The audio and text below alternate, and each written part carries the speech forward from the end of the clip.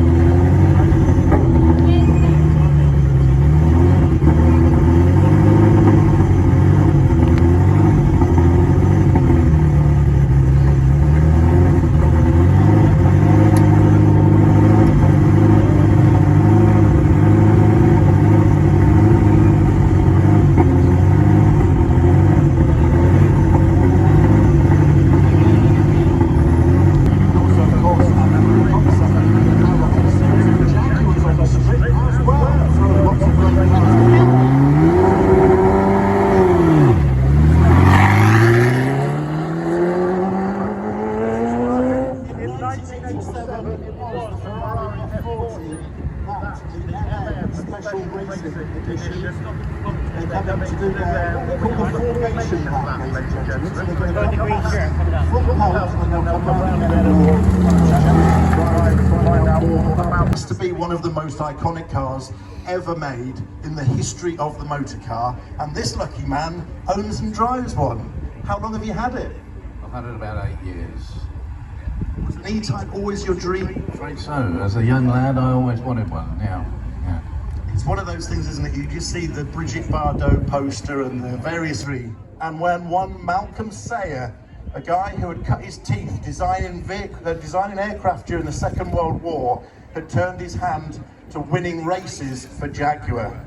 It started, of course, with the evolution of the XK1, scary car to drive.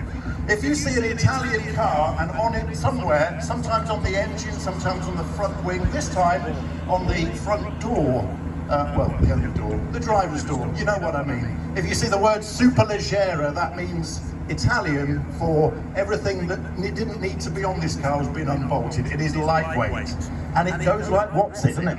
Absolutely. You know, it's full of carbon inside, Alcantara. It's really stripped out, so compared to a standard car, it's about 20 kilos lighter with a bit of extra horsepower as well. So it's a lovely, lovely, lovely motor.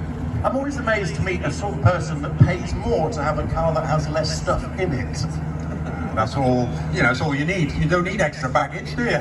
Absolutely, I go down with that. And if you look in here, ladies and gentlemen, you can see the Alcantara. Do peer up into this car if you get to see it out on the show field. And carbon fibre everywhere. Yeah, absolutely. It's a very rare, limited edition. They did 2 batches in 2008 and then about 2012. This one is a white one. Obviously, there's only 3 of this colour in the country. Amazing. Fantastic to see it here. One of 3, ladies and gentlemen, Superleggera Lamborghini.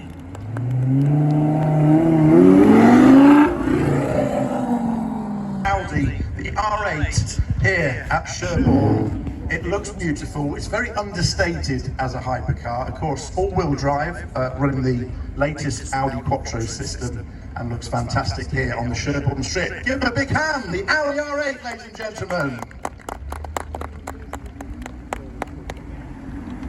You see those big air ducts under. When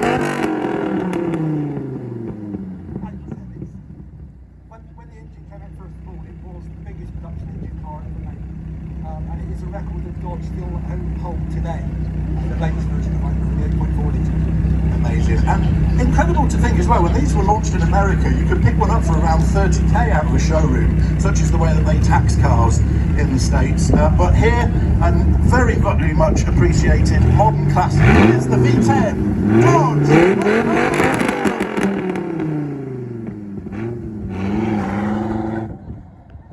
So do show your appreciation. Okay, BMW then arrived on the scene in the 1980s to take on what would become a really important market for everyone. It was the saloon car that you could explanation. Of course, clarifying that M meant BMW Motorsport, not necessarily the M3s that we saw earlier on. But nonetheless, 50 years of back to America now, and another big V8. And you know, these cars are such a treat to see because they were very rare to come over to the UK and see a Corvette here in right-hand drive. In fact, I don't think any came to the UK in right-hand drive. I'm right in saying that they were all left-hand drive, aren't they? They are indeed, yes. All very much imported by owners rather than the dealers. Yes, never sold in this country. But you have one, and it's great. From a man in Swindon 6 years ago, called Dave. Excellent. Dave's Corvette. That sounds like a roadside cafe. That's rather, yeah, no, it's there. I've had 6 years. It's amazing. I love it. That V8's mega, isn't it? And it's got pop-up lights, which are the best thing ever. Absolutely, yes. Of course, if you had a car to be seen in the 70s and 80s, it had to have pop-up lights. And Corvettes had them right the way from the late 1950s as well. The Chevrolet Corvette, ladies and gentlemen. Big American V8 muscle power here at Sherborne for 2022.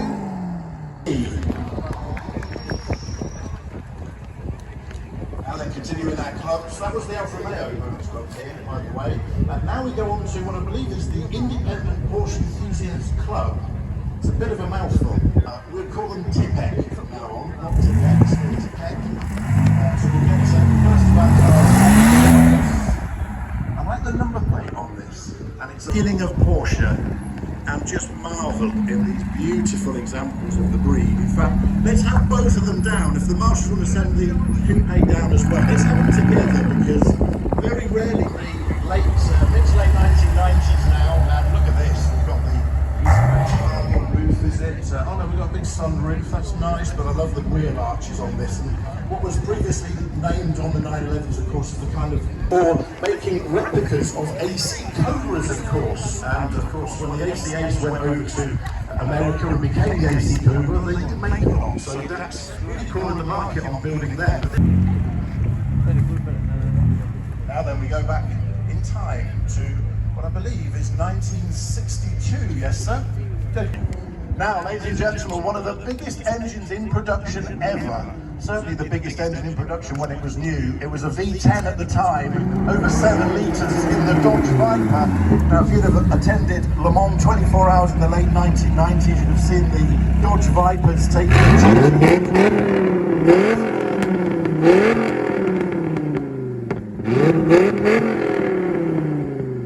And that is why that wonderful V10 engine under there, you're mad, aren't you? That's why I'm smiling like that.